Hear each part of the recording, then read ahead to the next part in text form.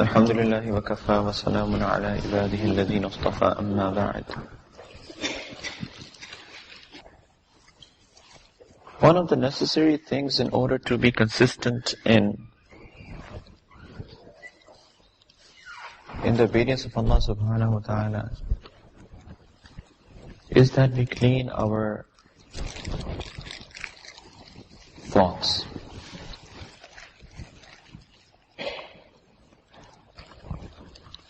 Many of the issues that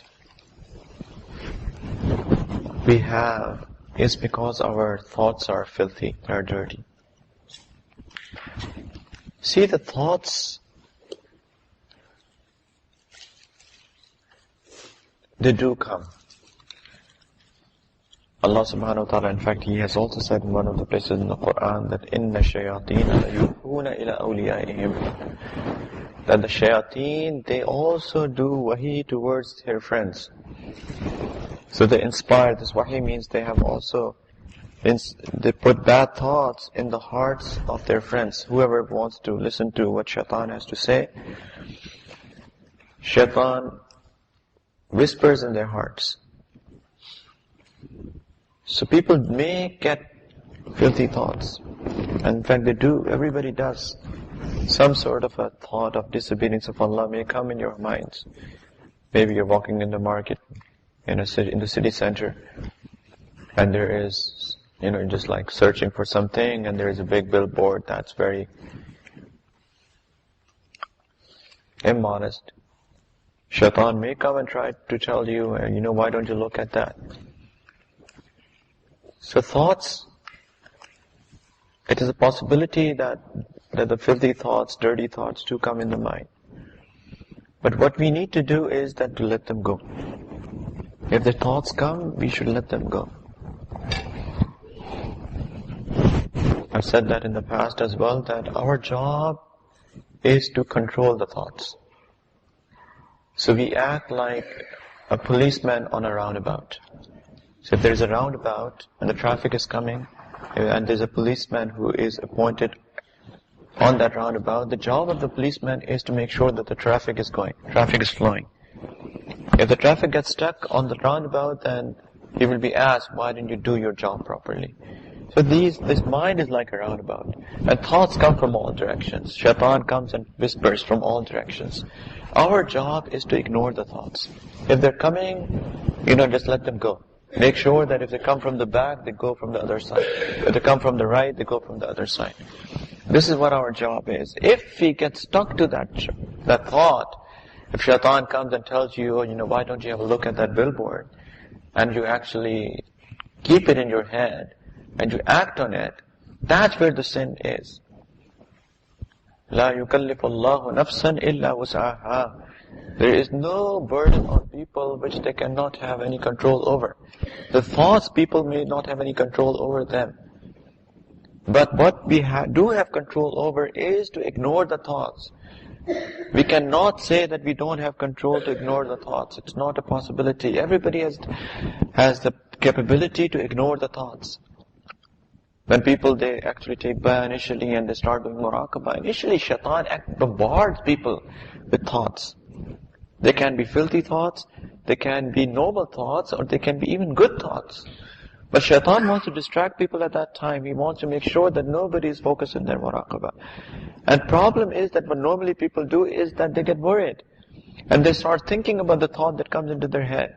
It can be as small as thinking about their exam that they have to give in a few days' time. Their school exams, their university exams, their madrasa exams, whatever.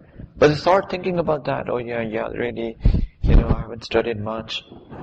I should study more. I'm only giving 1 hour of my day's time. I should start giving 2. Shaitan comes and tells you haven't done enough for the exam that's coming.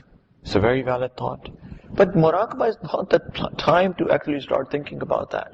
What you have done is you have dedicated those 30 minutes of your day to do muraqabah. That's another thing that you have to be worried about. Not about the exam that's coming. But that's a good thing. But also what happens is that people get filthy thoughts.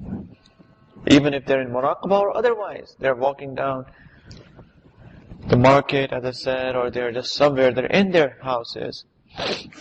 And say, for example, your wife didn't speak to you properly. They should, but say if she didn't. Then a thought will come, what a bad person is my wife, she doesn't even talk to me properly. I should respond back in a manly way. This thought, shaitan comes and whispers, and you start talking to her in a bad way. And then an argument starts, and then, is a fight. That's what shaitan wanted. So thoughts is one of the key things, because that's all what shaitan does. Shaitan does not have control over you to hold your hand and take you towards your sins. He does not have any power to do that. Allah Ta'ala has not given him power to control you. All what he does is put waswasas, whispers. That's why Allah Ta'ala has also taught us how to stay away from the waswasas of the shaitan. Say, A'udhu billahi minash shaitanir rajeem, or La hawla wa la quwwata illa billah, or recite the Surah Al-Falaq, Surah Al-Nas, Qul a'udhu bi rabbin nas. What is min sharril waswas al-khannas alladhi yuwaswisu fi sudurin nas min al-jannati wan nas. Control your thoughts. Ignore your thoughts. That's what I mean controlling. Make sure that you do a good job there. Acting like the policeman on the roundabout. Right? It's extremely important because thoughts, shaitani thoughts are the start of going into a sin, of committing a sin. That's where it all starts from, a thought. And then when thoughts keep coming and you keep acting, then they become the part of your nafs. Nafs also gives thoughts, by the way. The way to identify if the thought was from shaitan or from your nafs is that the thought that comes from the nafs is very consistent thought. For example, you are in your university. Say if you're a boy, and there's a girl that sits next to you. The nafs will tell you as to why you should be talking to that girl.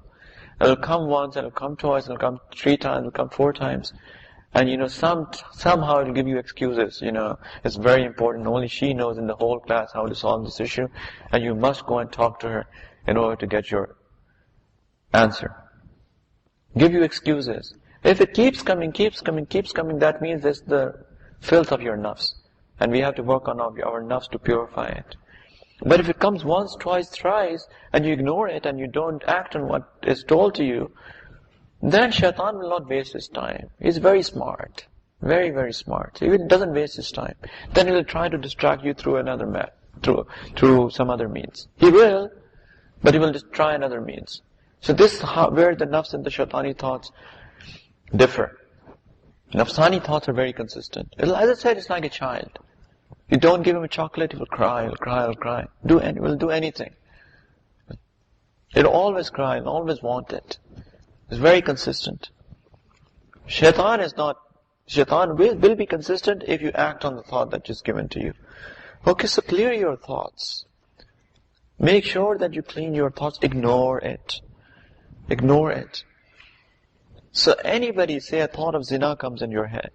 If you ignore the thought, you'll never fall into zina. A thought of alcohol comes in your mind. If you ignore that, you will never fall into alcohol. The problem is that people fall into any sin because they follow the thoughts that come into their heads. It's like a program. It's like a program. Any program that is fed into this computer, give some space in the back. Whatever, your mind is like a program. Is it like a computer? You program it, and your body will work like that, whatever is fed in your computer. SubhanAllah, I went to the Cadbury World. My son really wanted me to take him to Cadbury World. I went to the Cadbury World, and SubhanAllah, they had all of these demonstrations as to how is the chocolate made. And it was very ajeeb that, it is 100% automated. By the time that the chocolate is put into all of these molds, and it comes out and it's taken out and it's put into the packets, and the way it's stamped, embossed, and the way that the packets are put into the big box, it's all automated. Do you think, it's like, did the all those machines, they had ilham from Allah Ta'ala, this is how I'm going to act. No. Somebody actually wrote the program, the software for it, and it's acted according to that. So these thoughts, they act like the program, that software in our computer. So whatever will be the program, our limbs will act according to that. So this is the key thing, our thoughts. We need to make sure that we write a good program out there. And if some bug comes into it, which is a bad thought, it's like a software bug. Make sure that you remove that bug. Make sure that you ignore any bad thought. This is the key thing. Ignore the whispers. If shaitan comes and tells you as to why you should be responding back to your wife in a bad way, tell shaitan, I'm sorry, but I'm not going to listen to what you're saying. Ignore it. If a thought comes to look at something that is not allowed to look at, tell shaitan that I'm not going to listen to what you're saying. Ignore that thought. If the shaitan comes and wants you to lie, put that thought, ignore that thought. Don't start acting on the thoughts. That's all what happens. Any time that we fall into trouble, that is the sin, it is because of the thought. The thought is number one step number one, always. Okay? So make sure that you take that step number one. Ignore the thoughts, please. And then, that will help you in being consistent. The consistency that I was talking about before the break, that is what is going to help you. Ignore the thoughts. And the thoughts that have already been engrossed and bossed on your nerves, then of course that are removed by the zikr of Allah, by all what I've said in the beginning. Doing ma'mulat, doing zikr, hooking up to your shaykh, making sure that you have this state of wuquf qalbi, remember that you are the slave of Allah. Bring that awe of Allah Ta'ala in your heart. Know He is the King of the kings and I'm the slave of the slaves. So that's how you can control your nafs. But the new thoughts of shaitan, ignore those thoughts. And ignore nafsani thoughts as well, but they will bother you. Because you're trying to get rid of that thing. You get rid of that thing. So it will hurt you. Definitely. Just like a dummy, getting rid of dummy or pacifier hurts the baby. He doesn't like it. But he cries, let him cry, let the nafs cry. Who cares? As I said, whatever your nafs wants, that is in the disobedience of Allah, irrespective of what happens to you, beat a heart attack. Let the heart attack come to you. It's better to die in the state of obedience of Allah rather than dying in the state of disobedience of Allah. Doesn't matter. Subhanallah, the Sahaba radiallahu ta'ala anhum ajma'een, who were addicted to alcohol before the hukam of alcohol came, of the prohibition of alcohol came. They were addicted to it. And the hukam came, and subhanallah, they took all the alcohol that was in their houses. They actually took that out of their houses and just threw it away. The streets of the Medina Munawwara were flooding with alcohol on that day. They didn't have to go through any of those, they were not to be admitted into a hospital that if I leave alcohol, in an instant they may start shivering or anything like that. They didn't shiver at all. They did not. The hukam hijab came. And so Sahaba said that the women were like as if were black crows walking on the sides of the roads. They didn't say, it's very hard, my heart isn't prepared yet. I need to work on myself first. Let me think about it. And once I'm going to go to Hajj and then I'm going to put on hijab. Subhanallah. They didn't say that, we have to prepare my heart for that. Hukam of hijab came and subhanallah, whoever heard about that, whatever they had, they put it on their heads. They didn't even have to go and search out for, proper hijab. Whatever was with them, they covered themselves with that. As soon as they got to know about that, Allah Ta'ala is now ordering us to cover ourselves up.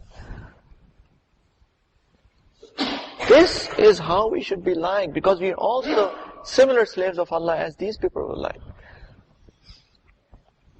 So we have to make sure that we ignore the thoughts of bad things. And that's the way that we can be consistent on the hukam of Allah subhanahu wa ta'ala. I can tell you one more thing. That if you obey the commandments of Allah subhanahu wa ta'ala, Allah ta'ala will never, ever, ever, ever, ever leave you alone. I can write it down for you.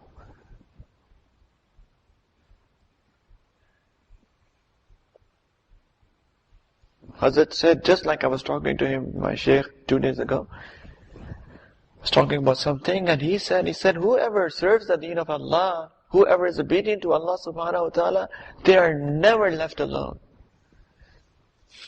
They always have a protector who is Allah subhanahu wa ta'ala, and that's the best protector. There's always a helper who is Allah subhanahu wa ta'ala, is the best helper.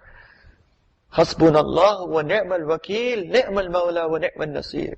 What a beautiful protector He is, and what a beautiful helper is He. He'll never leave you alone. Don't feel that as if I'm losing anything. If you leave the player that Allah Ta'ala has disallowed, He will give you better player than that. There's no doubt about that. Absolutely. I can write it down for you. Hajjaj bin Yusuf was a very oppressive king. He had a nephew. He was a very sinful, very, not a righteous man. Very evil man. And he was the governor of one of the towns of one of the provinces. SubhanAllah, he had that habit of, he wanted to be with every beautiful girl that he will get to know about. So there was a very poor girl in the village. And he got to know about her, and he said, I want her. And he sent his people, that ask her that the governor is calling you. She said, he refused, for a very pious girl. So he actually started sending her gifts. SubhanAllah, today a boy gives, one chocolate to a girl in the class, and she will, her heart would flip. He would look at her with a smile, her heart would flip. Allahu Akbar. This is our iman. He sent her gifts. She refused. He sent her money. She refused. So eventually she thought that, looks like he's consistent in his evil. He told her brothers. He said to them, this is what he's after. So one day, he sent a message that, if you're refusing, I'm coming myself tonight. She told her brothers that, this is what he's planning. So they hid around the house. And as soon as he came, they attacked him and they actually killed him. Governor is nephew of Hajjaj bin Yusuf, of the king, of the Khalifa, so-called. So they took the dead body to Hajjaj bin Yusuf, told him the whole story. He was his nephew, but he was when he got to know about it, this is what he's doing. He's actually insulting the royal family.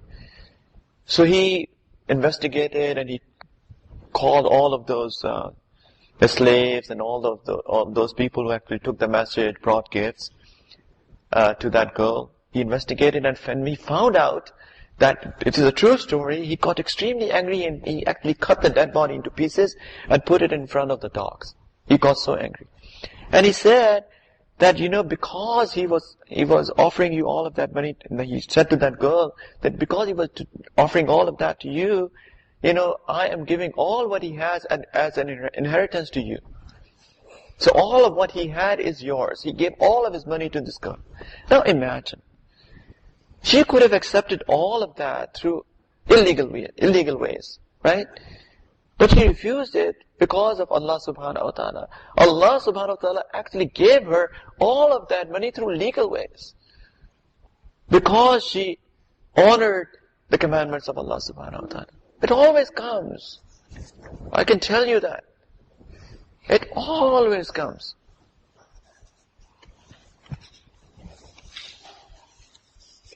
But all what we have to do is that we have to be consistent in obeying the commandments of Allah subhanahu wa ta'ala. Always. I'll talk about it in a little bit, in a little while as well. So our Mashaykh have written that in order to get close to Allah subhanahu wa ta'ala, we all need to leave 4 things. One thing is the leaving of the dunya. Dunya means the pleasures of the dunya, the lazat of the dunya. This is an absolute must. It does not mean that you leave the dunya as such, but what it means is, number one, leave the haram lazat that are disallowed, for sure. And the second thing that we must leave is the overpleasure of the halal things. Keep it in limits. Because when we are overwhelmed with the lazat, with the pleasures of the dunya, that is a blocker in our journey to Allah subhanahu wa ta'ala. That is the reason Prophet sallallahu alaihi wasallam has said that when you eat, the few little morsels are enough for you. And even if you have to eat more, then fill 1/3 of your stomach with food, 1/3 leave 1/3 for food, 1/3 for water, and 1/3 for air. So control it. It's a very bad habit to go out and eat in restaurants every night. Very bad habit. It's not a good habit. We don't even know who has cooked that food. Food is such an important factor in our spirituality that we don't even know about that. Whatever goes in comes out, because whatever goes in actually becomes part of our limbs. It is something that's where we get our energy from. And if that is not from the right source, that energy is going to be spent in evil things. This is the equation. So make a habit to cook it at home with Bismillah. It's also good to be in state of wudu. Say Bismillah, cook it yourself, and eat yourself, feed your family. This is the best way to eat. Because when we go and eat out, we don't even know, who has cooked that and what sort of ingredients that he has used. We are very careful about, what is HMC and, all of this meat. Who knows what they have cooked? They claim that this is what it is, but Allahu A'lam. Okay, even if it is, that's fine, we take it. Then, we don't know if they have recited Bismillah before they have cooked it. That has removed all the barakah from it. So we're eating lack of barakah food. This I'm talking about the places where the food is actually served, which is halal. Just think about the places that's not even halal. So be very careful in eating. It's not a good habit of eating out every night. Once in a while, fine. You want to give your wives a break. That's good. That's fine. Do it. Sometimes they don't want to cook every day. They want a break. They want a break from their norm, from their routine, which is a good thing. That's fine. But when you do that, make sure you go to the right place to eat, please. Okay? But don't make it a habit of doing every day. Very bad thing to do. And also, when we talk, it's the pleasure of the tongue. When you talk, make sure that you're very careful about what you're speaking. Don't just sit together and start talking about every single thing. What's the point? Be careful about what you're talking about. Especially women, honestly. SubhanAllah, I teach men and I teach women. And SubhanAllah, we have a class and I purposely come a little late, 5-10 minutes late. And I enter into the class and SubhanAllah, all 15 of them, there are 15 in the class, all of them are sitting very quietly, a lot of other, not even moving. And SubhanAllah, I teach women and, behind the screen and, give them 5-minute break and this whispers all around. Can't even keep silent for 5 minutes. Talk, but talk what's good. What's the point of talking about things that is of no use? It has to have some use, at least, even worldly thing. It's good to know, where did you get your abaya from. No, nothing wrong with that, because you also have intention of buying that abaya. It's a good thing, you're getting benefit. But if there is no benefit of something, then what's the point of talking about that? الَّذِينَ هُمْ عَنِ اللَّغْوِ مُعْرِضُونَ. Allah subhanahu wa ta'ala said in the Quran about the people the successful people, the believers, that they stay away from love things, from unnecessary things. That is of no benefit of them. Make sure that you control your tongue. Talk, but talk about something that's beneficial. There's no even, I'm not talking about sins, no backbiting, no lying, no immodest stuff. Of course, that's out of the window. Even for the things that are permissible, make sure that you don't give a lot of pleasure by just talking and talking and talking. And also, control the people who are married. Also control your marital relations. I mean, doing it every day or every other day, it's like overfeeding your nafs. It's halal, but when you feed your nafs a lot, that's, and you're not, subhanAllah, if you had been feeding, you've been doing, 10 hours muraqabah every day, and then you do that, there's some balance out there. We do like 30 minutes, 1 hour muraqabah, and then you feed your nafs so much, that becomes dominant. And forget about the haram things. Haram, the illegal way of satisfying your desires is like, it's a sin. Even halal ways control it. Okay? So, this is absolutely necessary. What I'm trying to tell you is that be within limits. Don't go beyond limits. Permissible things. Don't give it a lot of pleasure. Number 2 is that we shouldn't be after the pleasures of the hereafter as well. Allahu Akbar. It's a very strange thing. What do I mean by that is don't do things that because you're going to get hoods in the paradise. It's not a good intention. For people on the path of spirituality, we are not doing things because we are going to get hoods in the paradise. No. We are doing things so that Allah Ta'ala becomes happy with us. That's the goal. Our intention is not that we are going to,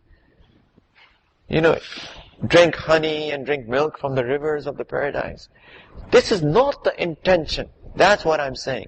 It is not the intention. Intention is that we are obedient to Allah Ta'ala, we are following the sunnahs of the Prophet Sallallahu Alaihi Wasallam so that Allah Ta'ala becomes happy with us. This is the goal, this is the intention.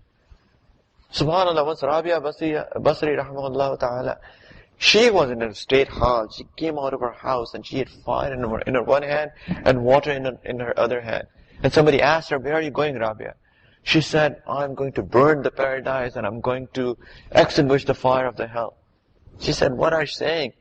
She said, people, they are obedient to Allah because they want to be saved from the hellfire and they want to go into paradise. What a bad intention. She said, people should be obedient to Allah Ta'ala because of Allah, not because of these things. But we should, ask Allah Ta'ala to be saved from the hellfire and to enter into paradise. Prophet Sallallahu Alaihi Wasallam has told us this dua. Allahumma inni a'udhu bika minan nar. Allahumma inni as'aluka al-jannata wa a'udhu bika minan nar. That is perfect, valid dua to make. But our intention should not be that we are doing this thing so that I can enjoy the pleasures of the paradise. No. Our goal is Allah Subhanahu wa Ta'ala. Because I'm the slave of Allah, I am here to serve Allah Subhanahu wa Ta'ala. And then Allah Subhanahu wa Ta'ala, out of His pleasure, He gives us paradise. Alhamdulillah.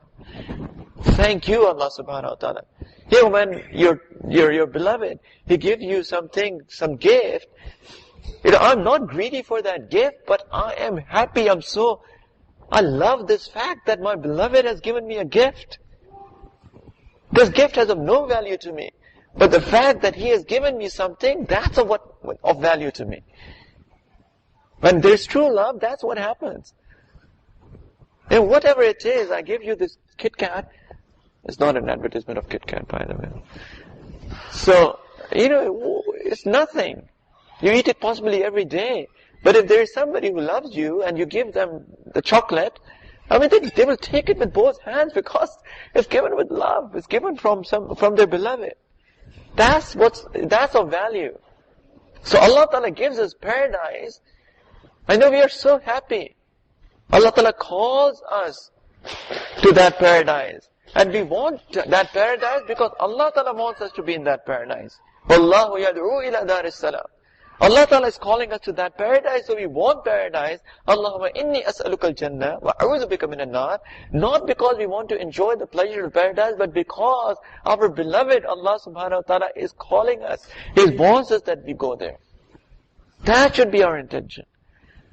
So we should control our dunyavi halal permissible desires, and we should also not go after the pleasures of the hereafter as well. We do things because of Allah Subhanahu wa Ta'ala. Extremely important intention to be made. Because that brings us the love of Allah Ta'ala in the heart.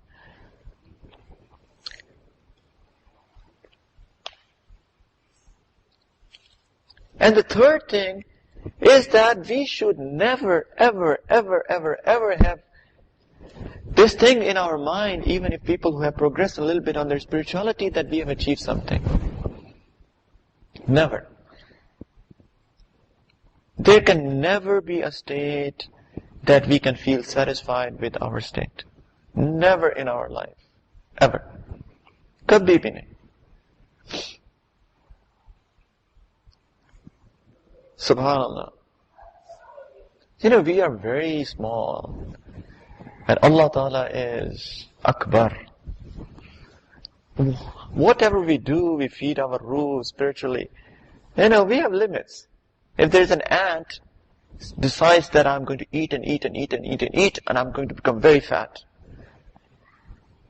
How much fat can an ant become? Right? We are smaller than ants. Whatever we feed our ruh, we can never be big enough. We are incapable of doing that. We do 3 hours muraqabah every day, and we are following all the sunnahs, and we are following the sharia outwardly, inwardly. MashaAllah, we start seeing dreams, true dreams, and we make dua, we raise our hands, and accept it the next moment, and whatever. We are still smaller than ants. Allah is Akbar, wa huwa subhanahu wa ta'ala, wara'ul wara, thumma wara'ul wara, thumma wara'ul wara. Beyond our imaginations. Sayyidina Abu Bakr Siddiq radiallahu ta'ala anhu, he says a beautiful, somebody asked him, how do you find Allah? A beautiful statement he made. He said, Al-ijzu an darki dhatin idrakun. That your incapability of finding Allah subhanahu wa ta'ala is finding Allah subhanahu wa ta'ala. The fact that you are incapable to find Allah subhanahu wa ta'ala is actually, you have found Allah subhanahu wa ta'ala. Once you realize that I can never find Allah, you have actually found Allah.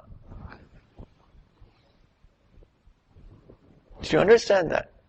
The fact that we understand that Allah Ta'ala is beyond everything that I can even think about, you have actually gotten the ma'rifah of Allah. That's what it is. There was a big Shaykh. His name was Hussain Qassab rahmatullah alayh. A Shaykh was Junaid Baghdadi rahmatullah alayh. He was like a deep lover of Allah subhanahu wa ta'ala, deep lover of Allah.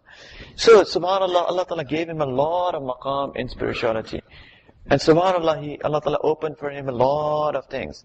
And he thought that he has actually, got big ma'rifah of Allah. And he writes in a very poetic way. And he says that he talks about his journey of spirituality.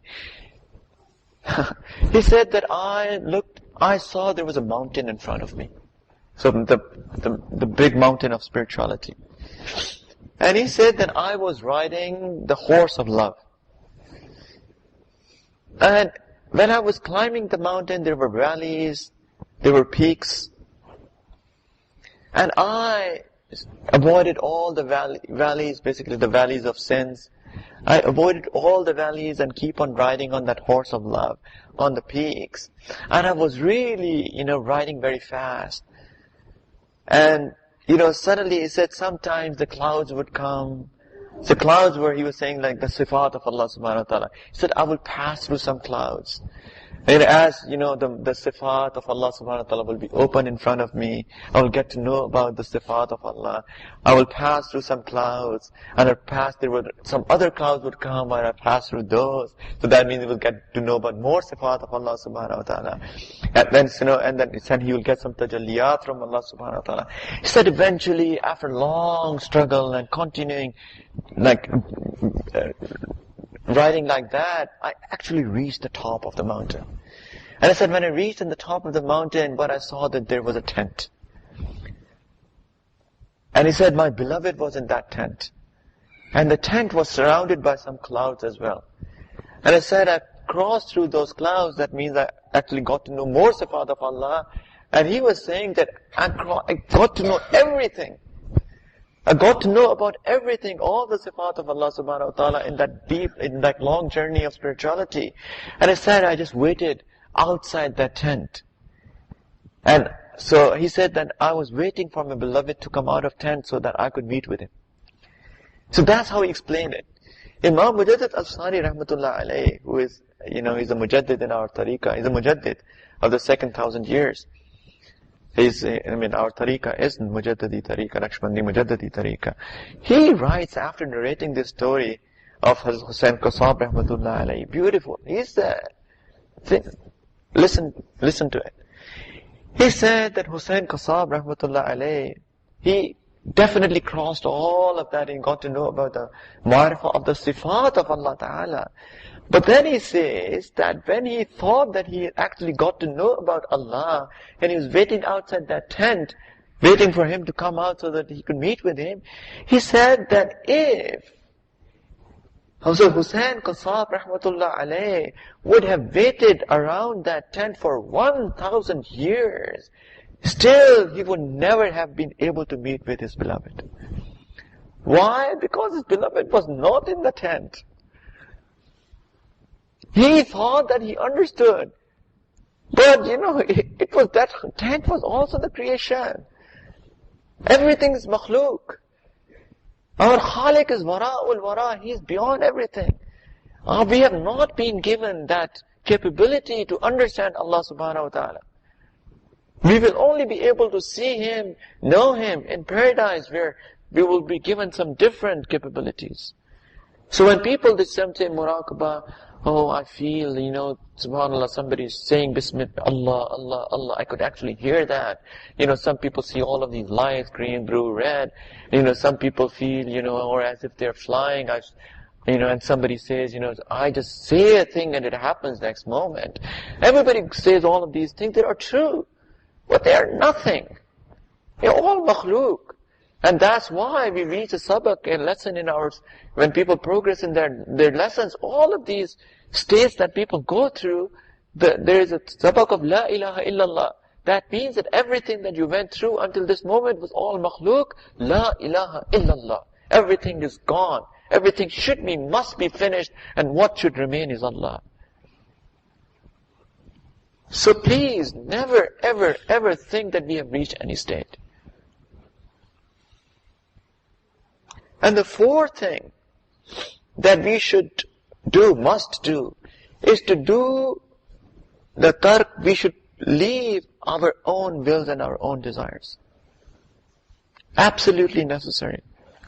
We should not be after our wants. We should be after the wants of Allah subhanahu wa ta'ala. يَفْعَلُ مَا يَشَاءُ. He does whatever He wishes. This mashiyat of Allah subhanahu wa ta'ala is something that we should bring in our hearts. Okay. We are slaves. Whatever He wants is what we want. Whatever He wants is what we want.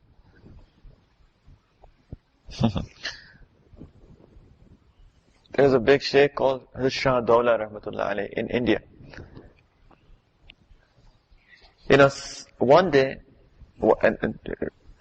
at one time, there were predictions that the flood would come in the river.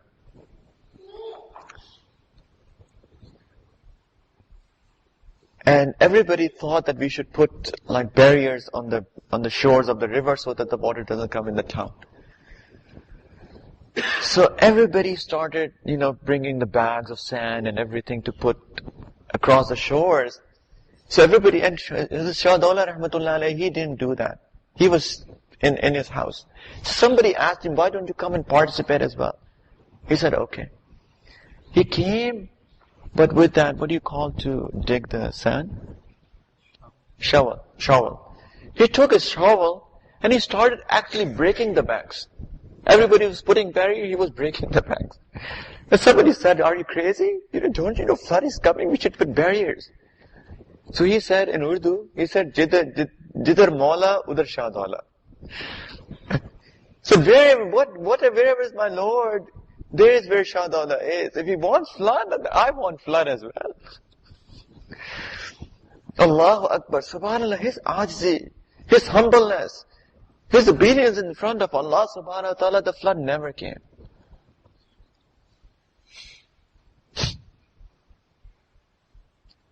So we should leave our wants and our desires and our ambitions.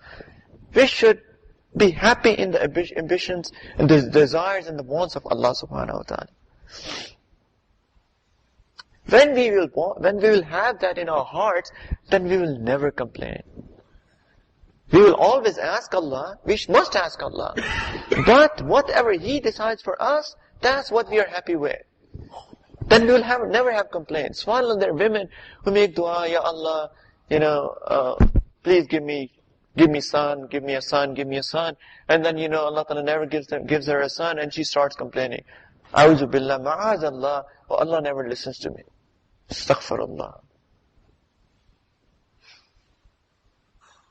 Everybody has their own dream board. And they strive for it, which is okay. They make dua for it, it is okay. We must make dua. We should ask Allah. But if Allah Ta'ala decides against that for our own benefit, then we should never complain because this is what we want as well. I work hard for my grades, very, very hard. And I actually sit in the exam, I make dua for my good grades, but at the end of the day, after I worked 100% for that test, if I don't get good grades, this is what Allah Ta'ala wanted from me. Fine. If I want to get married at a certain place or at a certain age, and I make dua, but I'm not able to get married, this is what Allah Ta'ala wants. That's fine, I'm happy with that. I want my children, I want children, I make dua. But if I don't get them, I'm happy with that. We should have our wants should be in sync with what Allah Ta'ala wants from us. And I can tell you one more thing, as I said before, that whatever is in your taqdeer, in your naseeb, you will get it. You will get it. An-nasibu yasibu. The naseeb always comes to you. Al-Qadi Abu Bakr bin Muhammad Baghdadi rahmatullah alayhi is a big Qadi. Before he was made a judge, he said that I always used to live in Haram, in Makkah Mukarramah. So, he said I was always doing tawaf, praying extra, everything. He said sometimes I'll have things to eat, sometimes I will not have things to eat. I will be, sometimes I'll be very hungry. So one day I was doing tawaf and I found a bag. And I took that bag and opened it. It was a very, very expensive necklace in there, in the bag. Small little bag. So he said the shaitan came to me and he said, keep the bag. It's yours. He said, I kept it.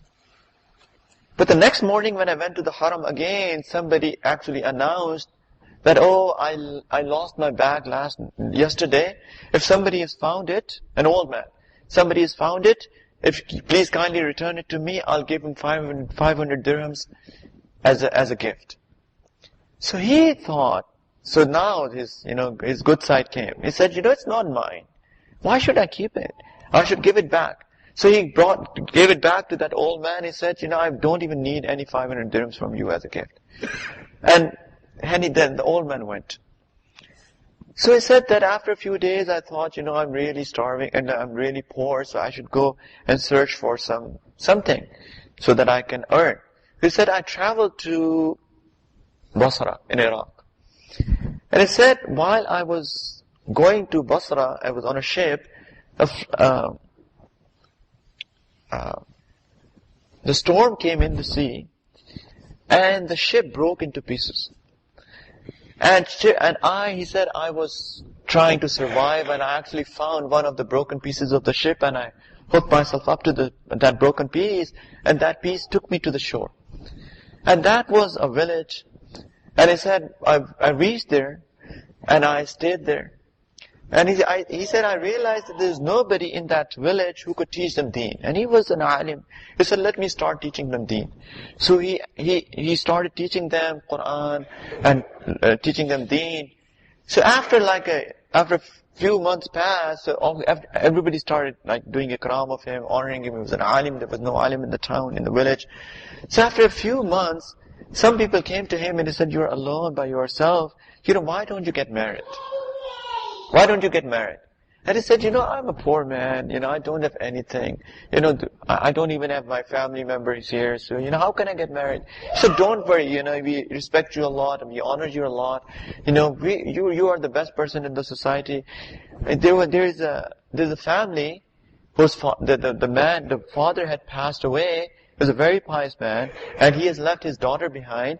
So we want that she's a very pious woman as well. We want that you get married to her because it's a perfect match. That's what we think. So when people said that, he said, okay, I'll get married. And he got married to that woman, to that girl. First night, after the marriage, she went in to his bride. And he saw that this girl was wearing the same necklace that he found in the haram a few months ago. And he started looking at the necklace. And she said, why are you looking at the necklace? Look at me. And he narrated the whole story. When he narrated the whole story, the girl started crying. She said, why are you crying? The girl said, that my father, he went for Hajj. He went for Hajj and he bought this necklace for me there and he lost it and he announced that if whoever finds this necklace, I'll give him reward, and somebody returned the necklace to him. And he came back and he said to me that I want a very pious man for you. I thought that man who returned me the necklace was a very trustworthy man. I wish that I find him somewhere and get you married with him. Allahu Akbar. She found that man and he found the necklace with the bride. Subhanallah. An-nasibu yusibu. Whatever is before you, Allah Ta'ala has written for you, you will get it, definitely. Whatever is not written for you, you will never get that. So why not be content with Allah's decisions? Not saying don't go for it. If it's halal, permissible, go for it. Make dua to Allah, but if you don't get it, don't get disheartened. Don't be upset. Because this is the best for you, this is what's written for you. This station is called Maqam Tafweed. With that you are totally, absolutely content with the decisions of Allah subhanahu wa ta'ala. This is what we all should do. So 4 things. What did I say? Control the permissible pleasures of your nafs. Control it. Of course, leave the impermissible. Don't go after the pleasures of the hereafter. Do everything for the sake of the pleasure of Allah. What is the 3rd thing?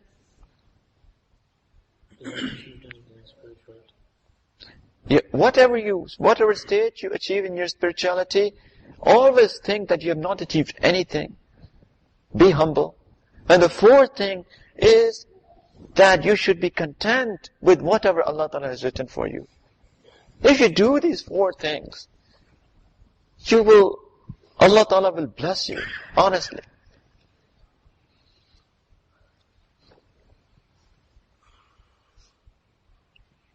It's said about Sayyidina Abu Bakr Siddiq radiallahu ta'ala anhu, he had that maqam of tafreed. In one of the hadiths of the Prophet sallallahu alaihi wasallam, subhanallah, he said, "Man arada an yandura ila mayyatin yamshi ila wajhi al-ard, falyandur ila ibn Abi Quhafa." If any of you want to see a dead body walking on the face of the earth, look at Abu Bakr radiallahu ta'ala anhu. What does it mean, dead body? It means that he was fana in the will of Allah subhanahu wa ta'ala. He was like a dead body. Then what is dead body? You move it to whatever way you want to move it. It won't complain. So he was fana in the decisions of Allah. Whatever came to him, he was happy with it. And subhanallah, our silsila is through Sayyidina Abu Bakr Siddiq radiallahu ta'ala anhu. We should honor this man. And this is the way to honor this man, radiallahu anhu. That we should also try to get that maqam. Be happy, be content all the time. Make dua, continue making dua even if you don't get it, because you are getting the reward of that as well. Be consistent in that dua, always. Keep asking, even if it's your debt. Even if you know that I'm not going to get it anymore, still ask. Because all of the du'as that are not answered because of infinite wisdom of Allah subhanahu wa ta'ala, you'll get the reward for that on the day of judgment. But never complain that why did I get that? Allah Ta'ala didn't want that, I'm happy with that. Subhanallah. But despite of the fact that you get this maqam as well, shaitan and the nafs are very cruel people. Both. They will again make you feel, oh subhanallah, you're always content in the pleasure of Allah. Never leave actions, irrespective of what state you get. Sayyidina Abu Bakr Siddiq radiallahu ta'ala anhu, this was his state. وَمَنْ أَرَادَ أَنْ يَنْظُرَ إِلَى مَيَّةٍ يَمْشِي إِلَى وَجْهِ الْأَرْضِ وَلْيَنْظُرْ إِلَى ابن أبي قحافة. This is his state. Still, one day Prophet sallallahu alaihi wasallam said, who fasted today? Sayyidina Abu Bakr Siddiq stood up, Ya Rasulullah, I fasted today. Sat down. He said, who has attended a funeral prayer today? Nobody stood up. Sayyidina Abu Bakr Siddiq stood up. Ya Rasulullah sallallahu alaihi wasallam, I attended a funeral today. Sat down. Prophet sallallahu alaihi wasallam said, who fed the poor today? Nobody stood up. Sayyidina Abu Bakr Siddiq stands up. I fed the poor today. Sat down. Prophet sallallahu alaihi wasallam said, who visited the sick today? Nobody stood up. Sayyidina Abu Bakr Siddiq stood up. Ya Rasulullah, I was sick today. Allahu Akbar. Still doing actions. Never thought that I would achieve such a maqam. Still struggling to gain the pleasure of Allah subhanahu wa ta'ala. Never leave actions. Prophet sallallahu alaihi wasallam said, whoever has done these 4 things today, I give him the glad tidings of paradise. This is our silsila, such a blessed chain. So please, keep working for the sake of Allah. All the time. All the time. Get tired in serving the deen of Allah.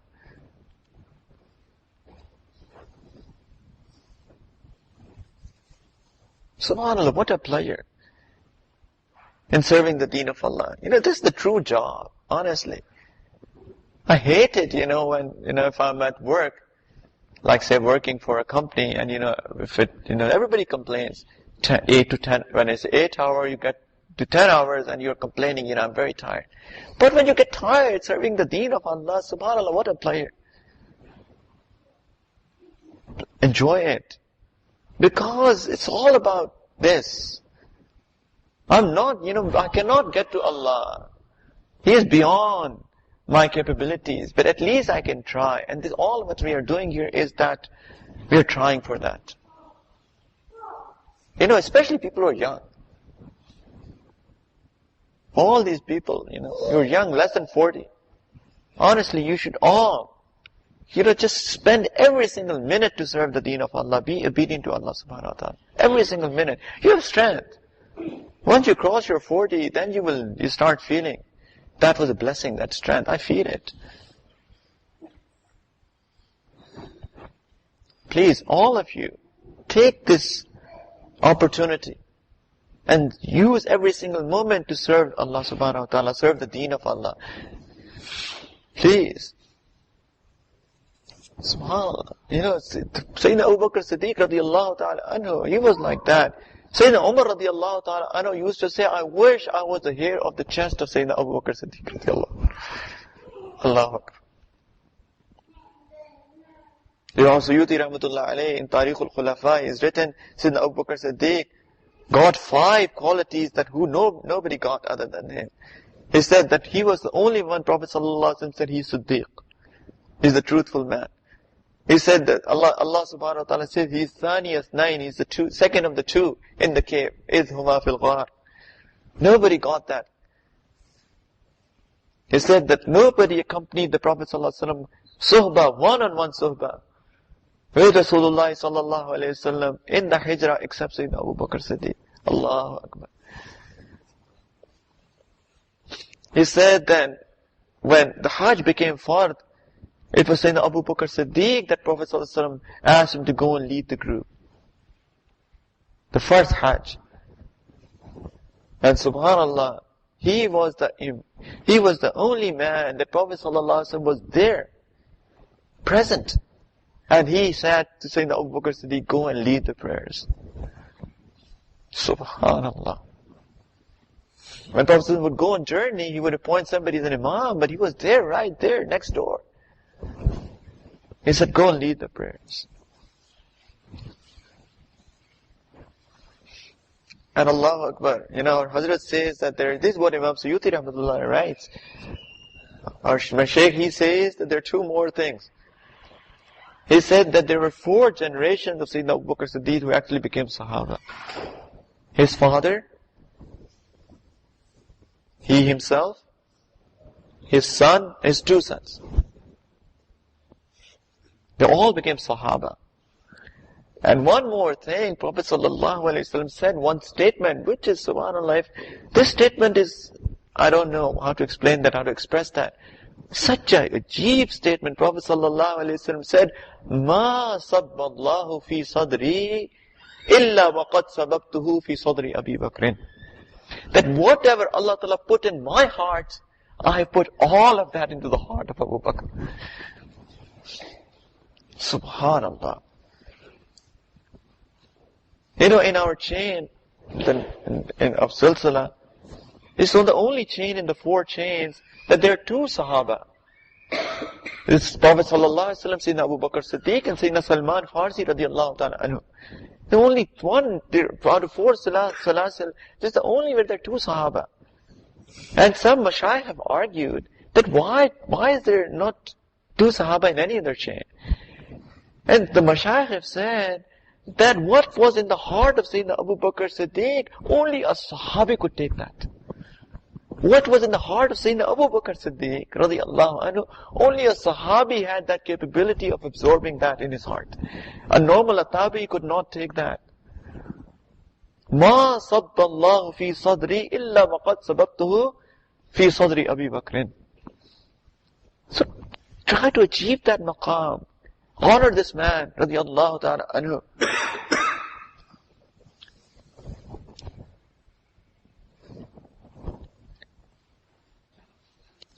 So last thing that, many people start this step. Start walking on the path of spirituality. Start doing all of the things that I've already explained until now. But their movement is very slow. They crawl. Al-Mashayikh have said that there are a few things that actually is the cause of that. They don't run. They don't walk. They crawl. Some people walk. Some people run. The reason that people are slow is, number 1, they have not yet recognized the importance of it. They have not yet recognized the importance of it.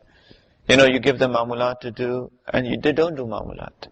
It's just like you're sick, we have the sicknesses of the heart. You go to a doctor, he gives you prescription, go and buy this medicine from pharmacy and you take it twice a day. And a week later you go to the doctor, and the symptoms did not go. Well, did you take medicine? No. So how will the disease go? These are the asbab, right?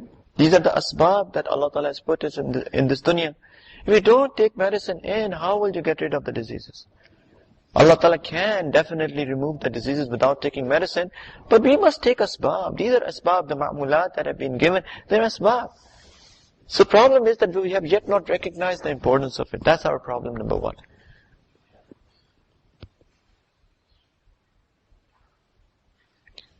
The second problem is that people who have taken a shaykh, they have taken a shaykh, but they want to be their shaykhs. That's the problem number two.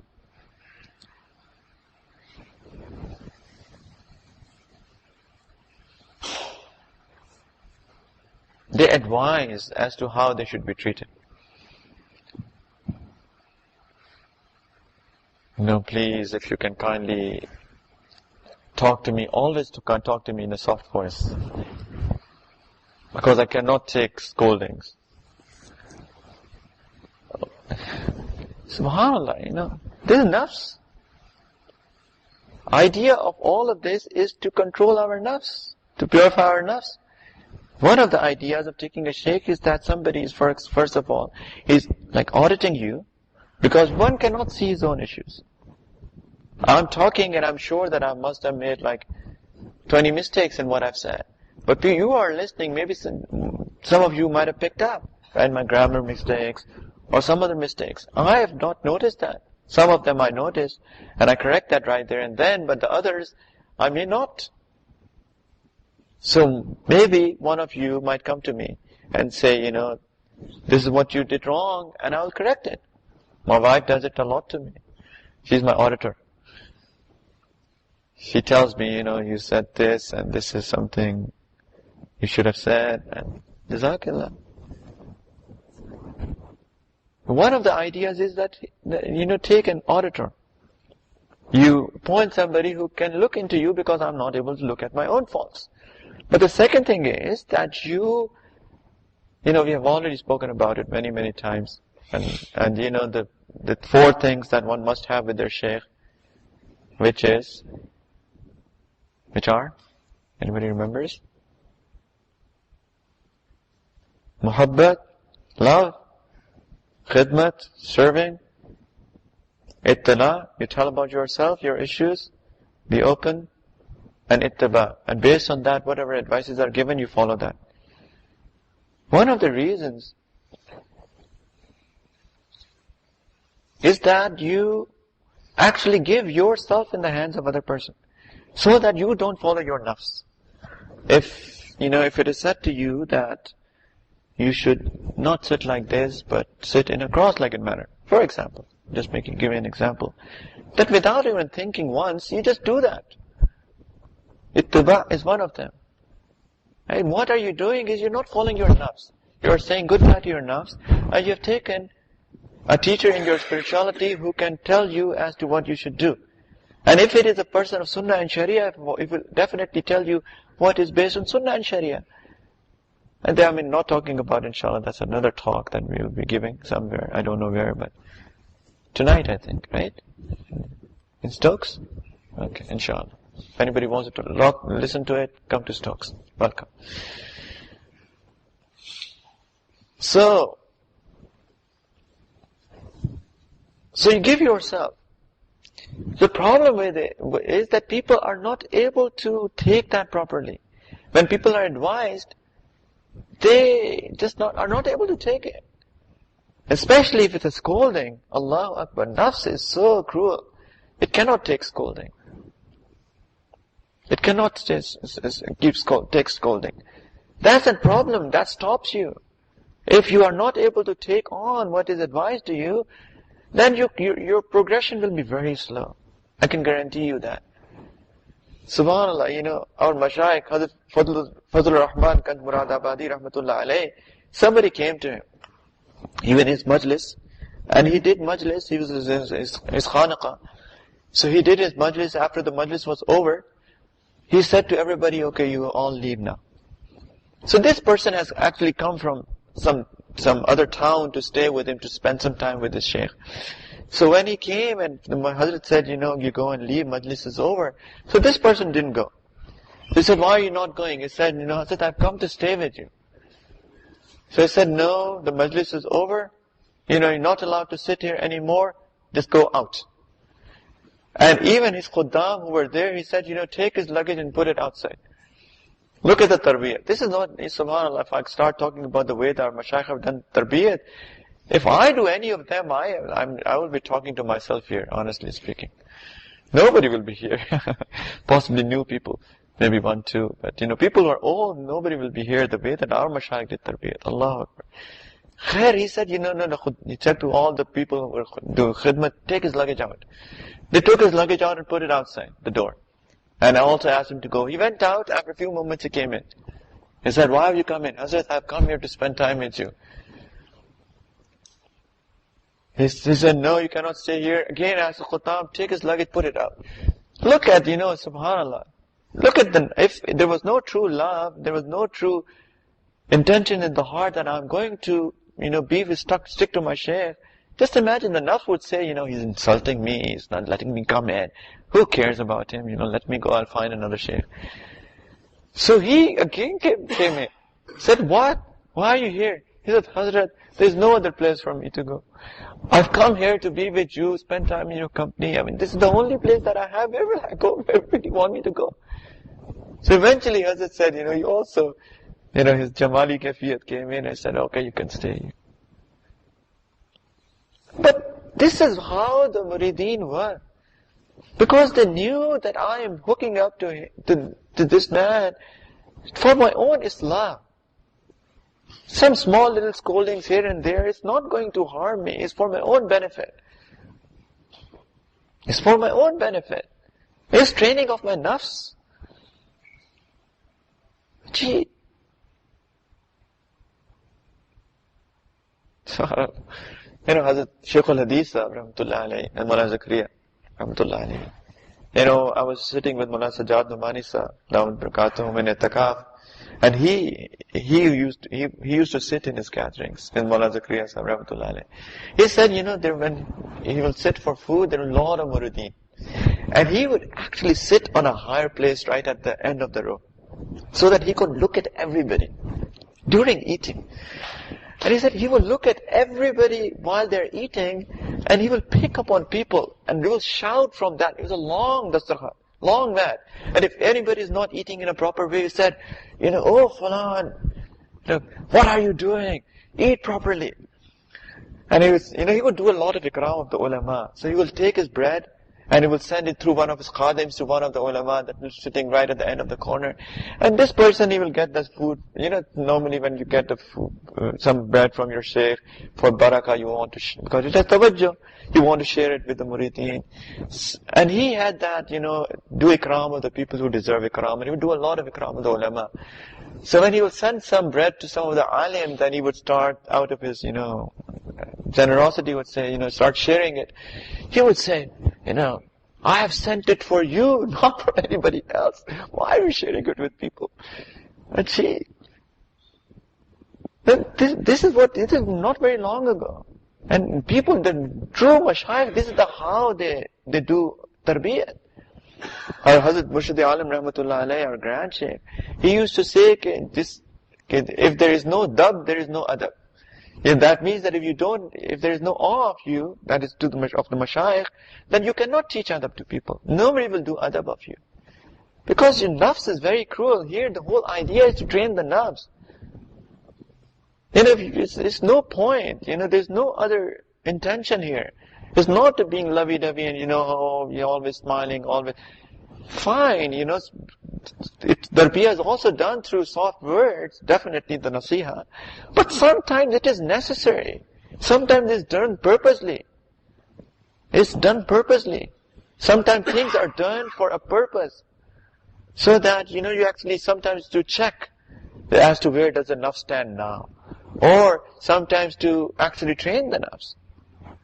But if you have that true love, and the true following, the four things, muhabbat, khidmat, ittala, and ittiba, with the sincerity of the heart, then it's not going to bother you. You will take it as for your own benefit, and that's going to help you. If you don't do that, that's going to stop you. That's going to stop you because the purpose isn't fulfilled. And the next thing that our mashayikh have said that actually stops you from progressing in the path is called shirk fi tariqat. Shirk fi tariqat. That you do shirk in the tariqat. What is that? That is that you take your nafs as your shaykh. You have a shaykh and you also take your nafs as your shaykh. You half of the things you follow what your shaykh has told you, and the other things you do it by yourself. Because you don't like what has been said to you. And subhanAllah, some people even take another shaykh. Allahu Akbar. Subhanallah. Why? Or I've been trying to contact my shaykh, but he never comes back to me. So I thought I'll just take another. Come on. People have not understood spirituality. If you write an email, when your email is read, lots of things happen with that rabita. Number one, tawajjuh. I've spoken about tawajjuh sometime in the past. Tawajjuh. Two, dua. Whenever you write that some things are going wrong, even if there is no reply to that email, there is a dua that's happening on the other end. And people don't even understand the power of dua anymore. Dua, rabita, comes with tawajjuh. So rabita follows with tawajjuh. And your issue follows with dua. And even if only these two things are there, that's enough for you. You don't have to get a reply. It's good to get a reply, but you don't have to. So I've seen people come to me, can I do bay'ah with you? Okay, why? No, not why. I don't ask why. I just ask them about their history. And while I'm asking a few questions, get to know about they're already bay'ah with the shaykh. Why are you coming to me then? Well, I've tried to contact him for the last 2 months. He never responded. So I thought I'll come to you. I'm not going to respond to you as well. Then you'll take a third one. It's shirk fi tariqat. Honestly.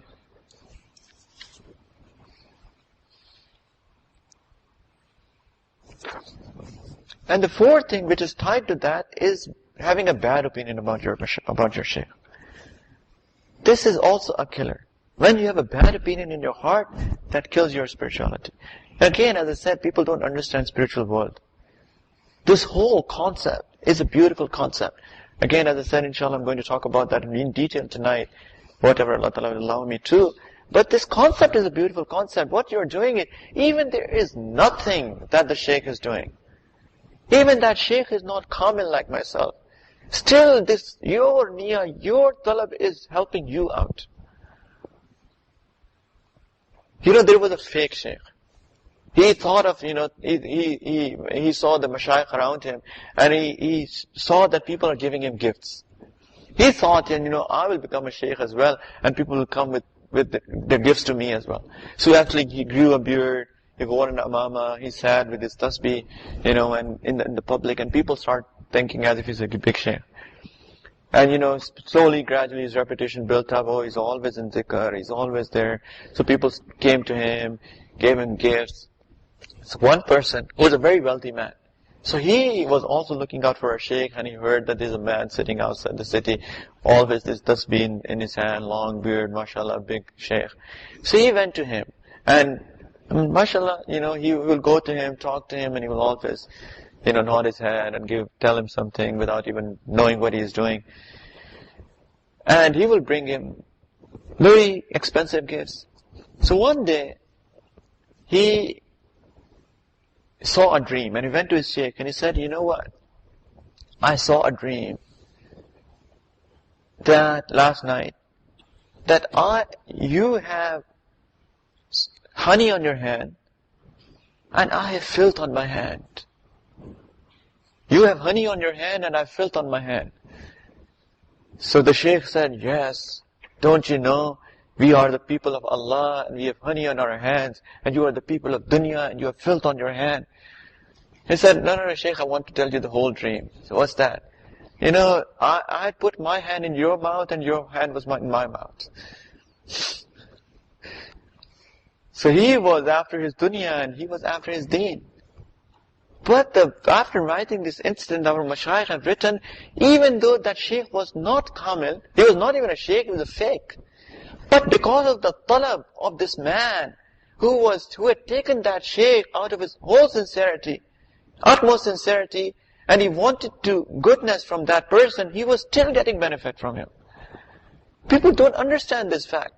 People don't have talab, don't have desires, have insincere intentions, and all of whatnot. The spiritual world is a very different world. It doesn't work the way that we see. It is a very different way. The operation of that world is Rome is very different. So what we need to do is have that ikhlas, talab, connection, and don't get upset by if things are not said according to your own nafsani desires. And the fourth thing is that make sure that you are never have bad opinions about your shaykh. Sometimes, 3 people come, and one of them is given a lot of time, so personal mulaqat, for example, personal meeting, and he comes and you give that person 30 minutes, and you call you, and you give them only 5 minutes. And this person who was given 5 minutes have this bad opinion, oh, Shaykh didn't even give me, he gave him 30 minutes, and he only gave me 5 minutes. Well, there must be a reason for that. First of all, why did this thought come in your head? This is badgumani, this is bad opinion. It should have never come, because there is a reason for everything. Maybe you're in an emergency room, and he has a heart attack, and you have flu. Who need to be attended first? A heart attack patient. Flu, come on, you sit on the bench, wait for 30 minutes. And once you come, this is Panadol, paracetamol, whatever. Take it, go, 5-minute job. I need to take his ECG, you have to put all of, the probes in there, it needs time. But why bad opinion? This is the thing. Why? Sometimes, there's people who are bare for a long time, and people come from outside and they see, this person hasn't even grown his beard for so long. Or he has been in bare for 3 years. Look, he doesn't even follow the sunnah. Well, first of all, why are you judging your shaykh through his murids? Number one. Number two, what do you know about him? Maybe he was in zina, maybe he was in alcohol, maybe he was doing everything, he was in drugs, and he has gotten out of all of that, and slowly, gradually, he is going toward a step. Why are you judging? What's the point? Look at your own hearts. Be concerned about your own self. Don't, put that, your self-made filter and put it on your eyes and start judging. First of all, if you have bad opinion, you will not get benefit. If you have good opinion, you will get benefit. It is something coming from Allah subhanahu wa ta'ala. We need to understand that. Shaykh doesn't do anything. It does not do anything. He does not have any powers. Everything happens from Allah. But the thing is, this interaction, this sunnah that Allah ta'ala has created, that you take a teacher in your spirituality, in everything that you do, if you have talab, you have sincerity, you have desire, and you hook yourself up with that chain, with that right intention, this just acts like means. Sabab. Bas. Just like, if I'm thirsty, I'm going to drink water, it will quench my thirst. Did the water do anything? No. The thirst is quenched through the orders of Allah subhanahu wa ta'ala. That water becomes means. Our husband Mushad Alam Rahmatullah alayhi, our grand Shaykh, he used to say in a big gathering, would say, who gives rain? His, mashallah, people have heard him, he had a very loud and, very beautiful voice. So who gives rain? Then all the crowd will in one word say, Allah. Then he said, who gives? And so then he says, the cloud becomes the means. And then he would ask the question, who gives children? And everybody would say, Allah. And he said, parents become the means. And then he says, who gives guidance? And everybody says, Allah. And he says, Shaykh becomes the means. It's only means. He doesn't do anything. وَلَوْلَا فَضْلُ اللَّهِ عَلَيْكُمْ وَرَحْمَتُهُ مَا زَكَى مِنْكُمْ مِنْ أَحَدٍ أَبَدًا وَلَكِنَّ اللَّهَ يُزَكِّي مَنْ يَشَاءُ. If Allah Ta'ala had not wanted, none of you would have been able to purify your hearts. It's Allah who purified the hearts. But we have to take the means.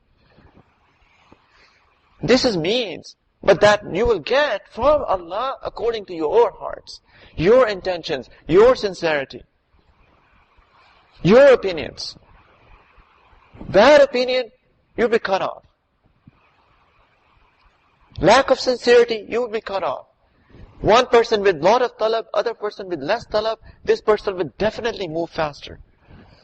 Because coming from Allah, this is just a means, this is just an interaction, all of this is just a means. Allah Ta'ala is doing all of that. Lekin everything will be decided based on your heart. Because of your actions. So we need to make sure that we have to have good opinions.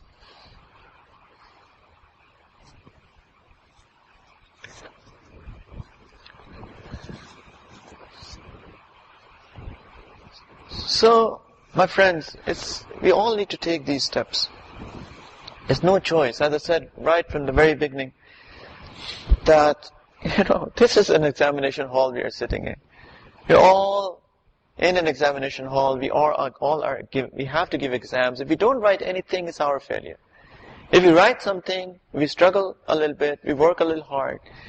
All what we need to get is 10%. Bas. That's all. But for that we need to take means. We need to work hard. We need to, actually hook ourselves up so that we can submit our nafs, so that we can do our ma'mulat. These are the food for our spirituality. And then we need to make sure that we do what we are supposed to do and we leave what we are supposed to leave. All what I've said in the last whatever time. Right? And then, leave the rest to Allah subhanahu wa ta'ala. Leave the rest to Allah subhanahu wa ta'ala. I can tell you, even if you're not progressing, after doing all of what I've said, still you're progressing. If you're in a plane, you're going from Birmingham to Dubai. Welcome to Dubai, by the way. But if you're going and the window shutters are down, it doesn't mean that you're not traveling. It's just that you're not able to see what's going around. You're not able to see the clouds, not able to see the plains, the mountains, the sea, the oceans. But you're still flying. You're still going towards your destination. If you are doing all of what I've said, you're still progressing. I can guarantee you that. If you do all what I've said in the last couple of hours or so, you are progressing. Okay, don't feel bad about it. Never feel that I have not achieved anything yet. If you have done what I've asked you to do, you are achieving. You are achieving, definitely. Even if you feel it or you don't feel it. But just you have to be strong on the path. And inshallah, astaghfirullah. The least that you will get is that inshallah, Allah Ta'ala will allow you to recite kalima at the time of your death. Inshallah. We have hope from Allah subhanahu wa ta'ala. At least. And that's the most. Man kana akhiru kalamihi la ilaha illallah dakhala al-jannah. Whoever's last words are la ilaha illallah, he will enter paradise. That's the least and that's the most. Even if we don't see all of these highs in our life, during our lifetime. So what? If we are consistent, if we hold on to all of these things that I've asked you to hold on to, we're not after that. At least keep struggling. Keep struggling. Use your time, please. Use your time properly. If you want to see your maqam with Allah, look into your life. Look into what are you doing in your life. If your life is spent in serving the deen of Allah, know that you have a high, big station in the sight of Allah. Prophet ﷺ, in one of the hadiths, he says, "Man kana yuhibbu an ya'lama manzilatahu 'inda Allah ta'ala, falyanzur kayfa manzilatallahi 'indahu." That whoever wants to see that what's my maqam, what's my station, what my status in the sight of Allah, then he should look into their hearts. And what is Allah's maqam in your hearts? What are you doing for the sake of Allah in your life? If you have maqam of Allah in your hearts, then know that Allah Ta'ala, you have maqam in the sight of Allah Ta'ala as well. Use your time. Spend every single moment to serve the deen of Allah. Whatever capabilities Allah has given you, use those capabilities. Really, if you are a builder, if there's a masjid the construction of masjid going on, go and build the masjid. If you have wealth, if there's any good cause around you, madrasa, masjid, whatever, go and spend money for that. If you have knowledge, go and spread that knowledge for the cause of Allah. Do whatever. If you're a student, go and learn knowledge. Everybody must learn knowledge, by the way. There's no, progression as well without knowledge. Without knowledge, nobody can progress. We must know get to know about the mandatory things that we need to know. Okay? So please, use your time. Use your time. Okay? And the reason for bay'ah is this, that I want to purify myself so that I can be accepted in the sight of Allah subhanahu wa ta'ala. There's no other intention behind that. Okay? So inshallah ta'ala, may Allah subhanahu wa ta'ala give us tawfiq that we be able to understand these realities of life. Understand that this spiritual world is very different. It's very different. But Allah ta'ala has opened it up for us. It's all about iman. It's all about yaqeen. We don't see angels, we still believe in that. We don't see, many things, but we still believe in that. This is also part of our belief. We are sitting here, and there is, inshallah, is a group of angels right here, surrounding us.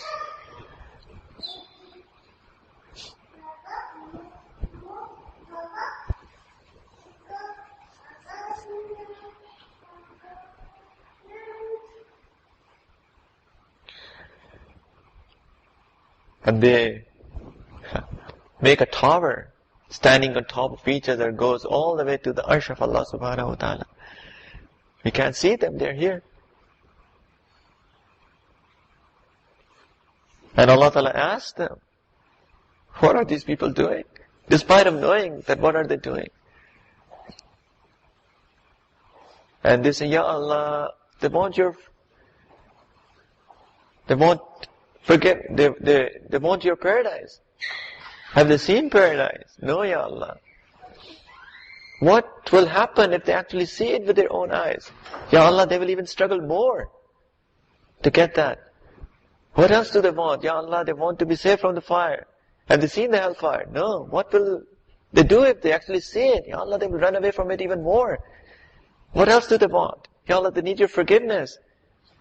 Allah Ta'ala says, be witness that I have forgiven every single one of them. Ya Allah, there was somebody who just was passing by. Didn't intend to come here. Somebody has brought him. Just go, your friend just brought you here. Somebody just brought somebody in. Never had intention to go and sit in the gathering. What about them? Allah Ta'ala says, Subhanallah, hum rijalun la yashqa jalisuhum. That there are my beloved people in this gathering, that whoever goes and sits with them, they can never be shaqi people. They will never be wretched. Because of his going and sitting in the gathering is enough for these people as well, who never had intention to come and sit in this gathering. Be my witness that I've forgiven that person as well. This is all happening. We don't see them, but we believe in that. So this spiritual world, we need to believe in that. All what I've explained, unfortunately, this is a lost tradition. This has been our tradition. This is a lost tradition. We need to revive this tradition. We need to be people of Allah. We all need to be people of Allah. We all need to be people of Iman. We all need to be people of Yaqeen. We all need to strive to be close to Allah subhanahu wa ta'ala, to get His contentment, His rida, so that, we pass this test of our life. We achieve that 10%. So that Allah, and we will have hope from Allah that He will increase it, but 10 times and make it 100%. Wa akhiru da'wana and alhamdulillahi rabbil alamin. मेरा दिल मचल रहा है तेरी याद में इलाही तेरी याद ने तो दिल में एक आग है लगाई मेरा दिल मचल रहा है तेरी याद में इलाही तेरी याद ने तो दिल में एक आग है लगाई, तेरा दर तो तेरा दर है, तेरे दर के एक गदा ने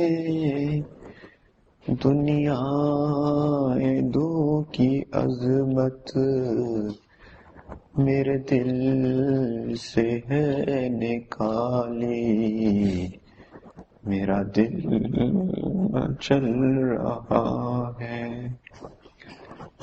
तेरे हुस्न पर मैं कुर्बान, तेरी नीम सी निगाह ने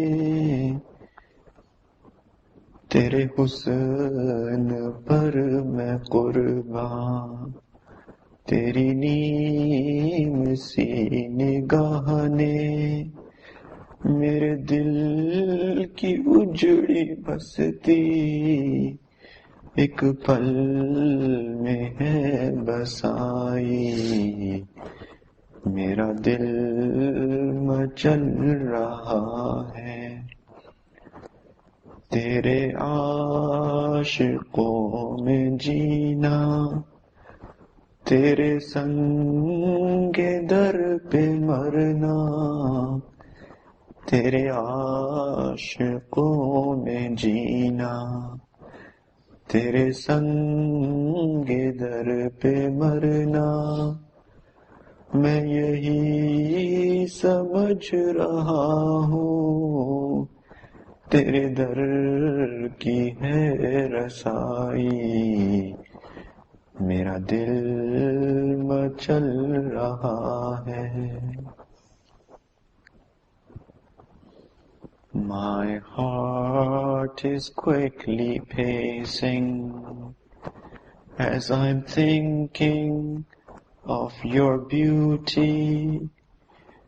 Your name is sin erasing, increasing love inside me. My heart is quickly pacing. Your glory we are praising. Your greatness is amazing. Your glory we are praising. Your greatness is amazing. Every teardrop from my eyes is a proof that you are lovely. My heart is simply racing. I'm smiling at your splendor. I'm humbled by your power. I'm smiling at your splendor. I'm humbled by your power. And my heart's abandoned corner has become a lively city. My heart is simply racing just to live among your loved ones and to die upon your doorstep. Just to live amongst your loved ones and to die upon your doorstep. I believe firmly you are my first and last and only. My heart is simply racing. I'm drowning in your bounties, but ashamed that I'm sinful. I'm drowning in your bounties, but ashamed that I am sinful. Oh my Lord, Lord, you are so great. I hope you will forgive me. My heart is simply racing. All I seek is your forgiveness, and to save me from the darkness. All I seek is your forgiveness, and to save me from the darkness. Please fill my heart with your love, and shower me with your mercy. My heart is simply racing. I'm standing as a beggar at the door of my Creator. I'm standing as a beggar at the door of my Creator. Oh, people of the dunya, in Allah I found all I need. My heart is simply racing. My heart is simply racing, just to think of your majesty. Your name is sin erasing, lights a flame of love inside me. My heart is quickly pacing. مجھے درد دل ملا ہے، سن لو اے دنیا والو. مجھے درد دل ملا ہے، سن لو اے دنیا والو. میں فقیر بے نوا ہوں، مجھے مل گئی ہے شاہی. میرا دل مچل رہا ہے تیری یاد میں الہی. تیرے نام نے تو دل میں ایک آگ ہے لگائی. میرا دل مچل رہا ہے.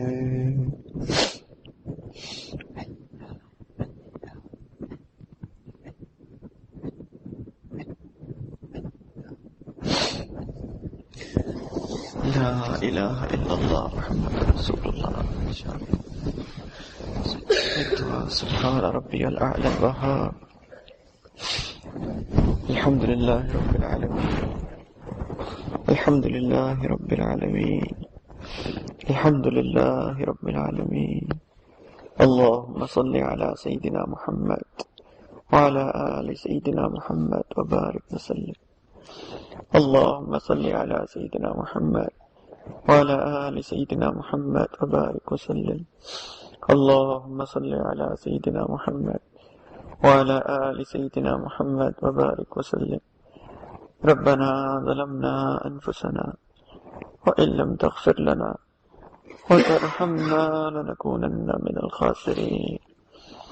ربنا ظلمنا أنفسنا وإن لم تغفر لنا وترحمنا لنكونن من الخاسرين.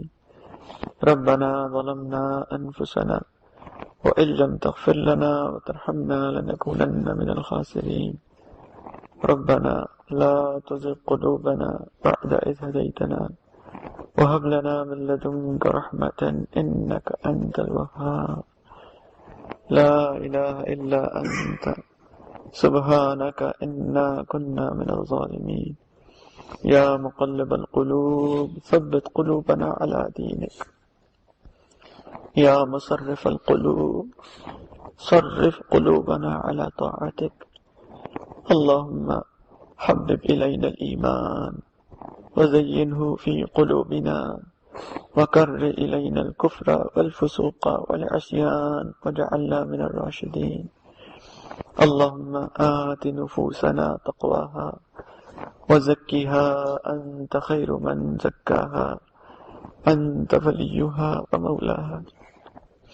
اللهم طهر قلوبنا من النفاق وأعمالنا من الرياء وألسنتنا من الكذب وأعيننا من الخيانة، فإنك تعلم خائنة الأعين وما تخفي الصدور. اللهم إنا نسألك الهدى والتقى والعفاف والغنى. اللهم أعنا على سكرات الموت وعلى غمرات الموت. اللهم بارك لنا في الموت وفيما بعد الموت. اللهم أعنا على ذكرك وشكرك وحسن عبادتك. اللهم أعنا على ذكرك وشكرك وحسن.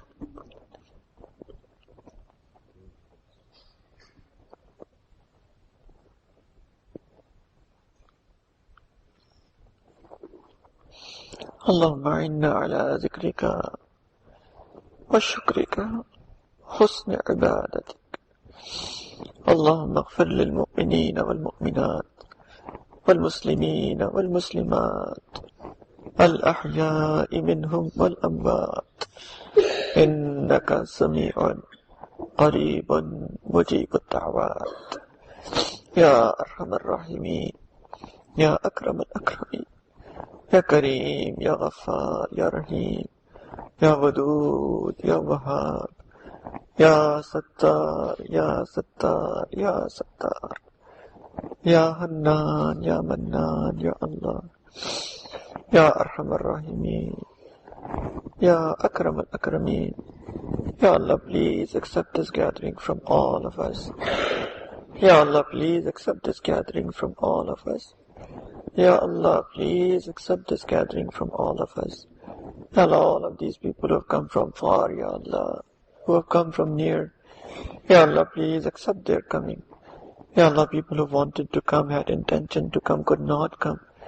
Ya Allah, please also give them, Ya Allah, ajr, what you have given to all of these people as well. Ya Arhamar Rahimeen, Ya Akram al-Akrameen. Ya Allah, it's all about qubuliyat, Ya Allah. It's all about acceptance, Ya Arhamar Rahimeen. Ya Allah, we definitely are not qabil, Ya Allah, of saying anything or being in these blessed gatherings, Ya Allah. You're not worthy of it, Ya Allah. Ya Allah, we sin day and night, despite of the fact that we have filthy hearts. Ya Allah, still, Ya Allah, you allow us to be in these gatherings, Ya Allah, to conduct these gatherings. Ya Allah, we are not qabil. And Ya Allah, we also know that, Ya Allah, it's not about qabiliyat in your presence, Ya Allah, in your sight. It's not about, Ya Allah, who is worthy or who is not. None of us are worthy, Ya Allah. It's all about qubuliyat. Ya Allah, if you accept, Ya Rahman Rahimeen, that's all what we want.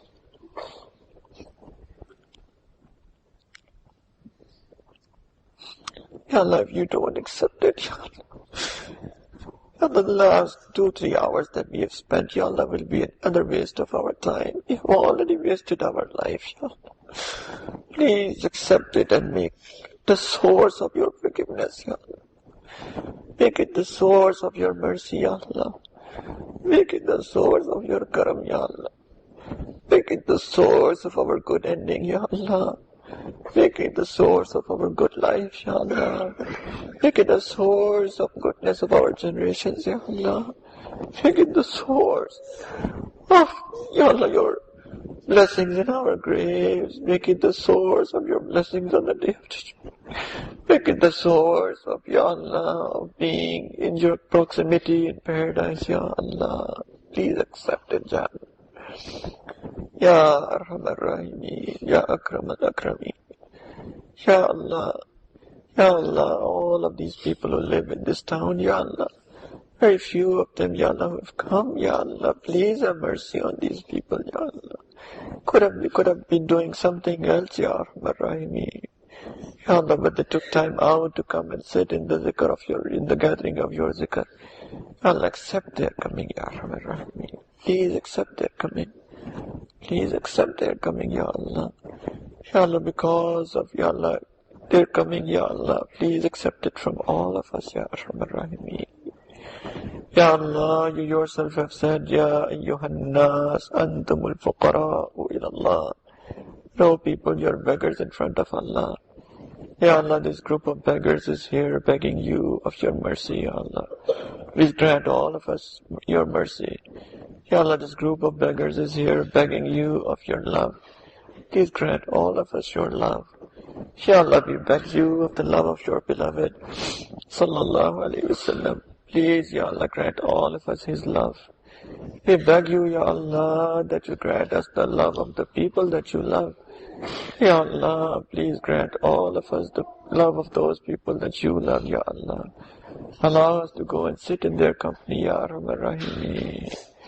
Ya Akram al-Akrameen.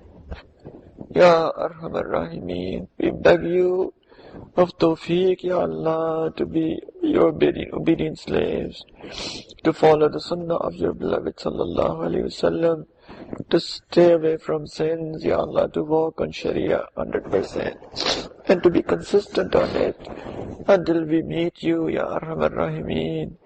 Ya Allah, grant all of us that tawfiq. Ya Allah, we are weak. Indeed, we are weak, Ya Allah. You yourself have said that we are weak. Ya Allah, shaitan is strong. Ya Allah, our nafs is, Ya Allah, also very strong, Ya Allah. Ya Arhamar Rahimeen, Ya Akram al-Akrameen. Ya Allah, please, Ya Allah, have mercy on our weak nature, Ya Allah. Ya Allah, we are weak and we call you who is the strongest of the strong, Ya Allah. Ya Allah, Ya Allah, you are Qawi, Ya Qawi, Ya Qawi, Ya Qawi. Ya Arhamar Rahimeen, please help us, Ya Allah. Ya Allah, definitely, Ya Allah, you are the supporter, you are the helper of the people who are weak. Ya Allah, we are spiritually weak, Ya Arhamar Rahimeen. We beg you of your help, Ya Allah. Ya Allah, we beg you of your protection, Ya Arhamar Rahimeen. Ya Allah, please protect us, Ya Allah. Ya Allah, we beg you that you please accept us to serve your deen and be our protector and save us from all the fitnas and all the shurur. Ya Allah, save us from all calamities. Ya Arhamar Rahimeen, please be our protector, Ya Allah. Ya Allah, save our iman. Ya Allah, save iman of our children, Ya Allah. Of every single person is going to come until the day of judgment. Ya Allah, please allow us to do proper shukr of this blessing of iman. Ya Arhamar Rahimeen, please protect it, Ya Allah. Please protect it, Ya Allah. Please protect it, Ya Allah. Ya Allah, all the people who ask for du'as, you know their needs more than we do, Ya Allah. Please grant them more than what they need with khair and afiyat, Ya Allah. Ya Allah, grant them all the goodness of this dunya and all the goodness of the hereafter. But Ya Allah, grant all of us all the goodness of this dunya and all the goodness of the hereafter. Ya Arhamar Rahimeen, Ya Akram al-Akrameen, people who are spiritually or physically sick, please grant them perfect cure, Ya Allah. Ya Allah, please give all of us, Ya Allah, speedy recovery. Ya Arhamar Rahimeen, people who are any sort of calamity, Ya Allah, please remove those calamities from them. Ya Allah, please save us from all calamities. Ya Allah, we cannot take calamities, please protect us from calamities. Ya Arhamar Rahimeen, Ya Akram al-Akrameen, people who have any other need, Ya Allah, please grant all of them all what they are in need of, more than that, with khair, afiyat, goodness, barakat, Ya Allah. In that, Ya Allah, from your infinite treasures. Ya Allah, we beg you from your infinite treasures. Ya Allah, your infinite treasures, if you decide to give all of them to all of us, still it's not going to decrease an iota from your treasures. Ya Allah, we are fuqara, Ya Allah, we are needy. Wa antal ghani, Ya Allah.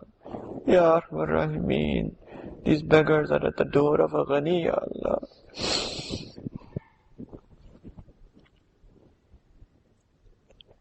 Ya Allah, we are the beggars who don't even know how to ask, how to beg.